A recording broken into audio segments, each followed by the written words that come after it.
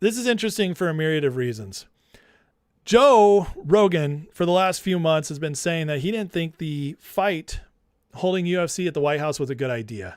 Rogan's always the ultimate middle guy, right? If you want to know what the muddled middle is thinking, go to Rogan.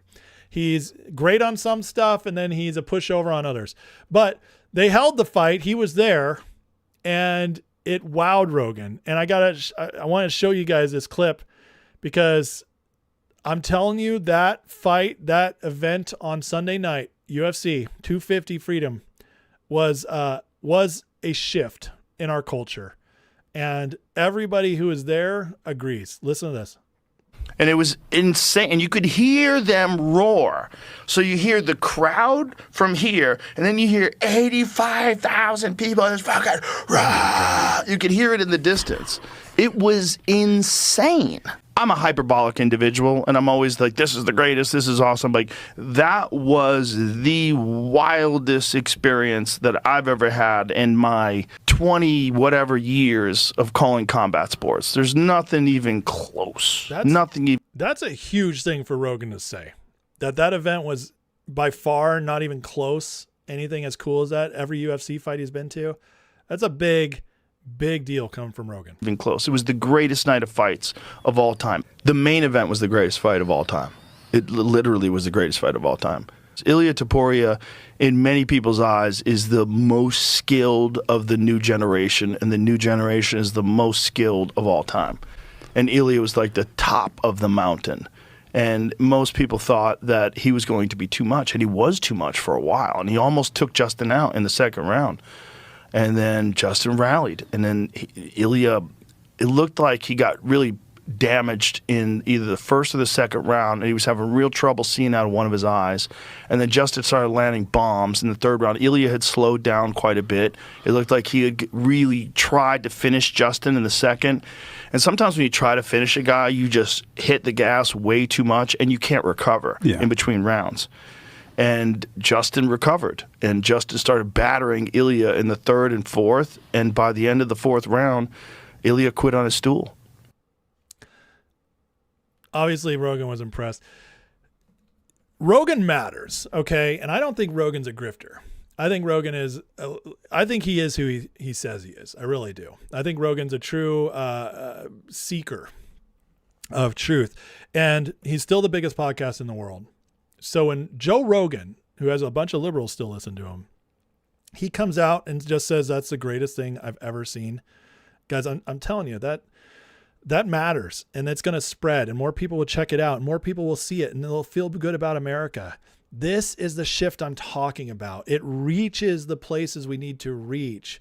It spreads, and you get that patriotic feeling. Heading into July 4th, our 250th anniversary, this is the kind of stuff that matters culturally.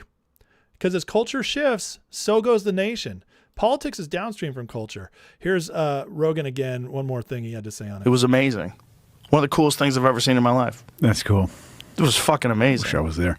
Oh, my God. I talked a bunch of people into going that didn't want to. Like Shane Gillis was thinking about not going. I'm like, bro, you got to go. It's going to be epic. It's going to be a once-ever thing. Not a once in a lifetime. Once in anybody's lifetime. It's never happened before. It's probably never going to happen again. Probably not. No. Like, that's something you have to see and experience. Yeah. And so many people are trying to make it a partisan thing. Like, they're mad at people for being there. Like, oh, you support Trump. Like, it's a fucking fight at the White House. Yeah. Doesn't mean you endorse foreign policy. Like, shut the fuck up. This is what we need to hear. This is the wording you need to hear. Okay? This is the, F you energy that we need for the critics. And again, Rogan, he says something like this, it makes it cool. It makes some people feel like, oh, it's acceptable to say that. And I know, like, a lot of people don't want to think this stuff matters. It does. It does. It impacts tens of thousands of young men. And young men who think this stuff's cool, who realize Trump's the one who put it on, who feel good when they're at MAGA events, when they're around MAGA stuff, they're like, oh, this feels great. Yeah, F the haters. Young men bulk up. They get that little intensity in them.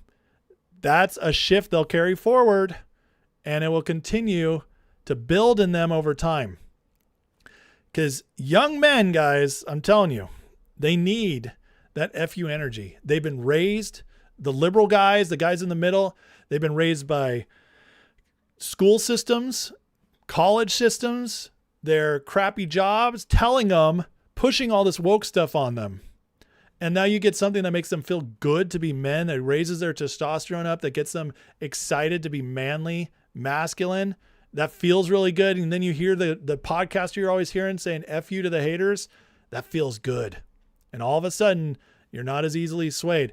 I'm telling you, this kind of stuff matters. UFC 250 mattered, and it's going to have a lasting effect. And if you don't think they're worried about it, in response to Rogan telling people to shut the F up, Hunter Biden had to tune in and give him a whole breakdown on why he's wrong. They're deploying Hunter Biden now for this kind of stuff. I'm not even going to read this nonsense. But the White House belongs to all of us. This is just so stupid. I wish I could sit down with you and explain why so many were offended by the UFC fight on the South Lawn. Do you guys think they're worried? This is a tell. The left, the globalist sphere, people in charge, they're deploying. They're trying to use this guy, get him out there, and they're trying to send a message to push back because they're scared, guys. The culture is shifting, and that's big trouble for them.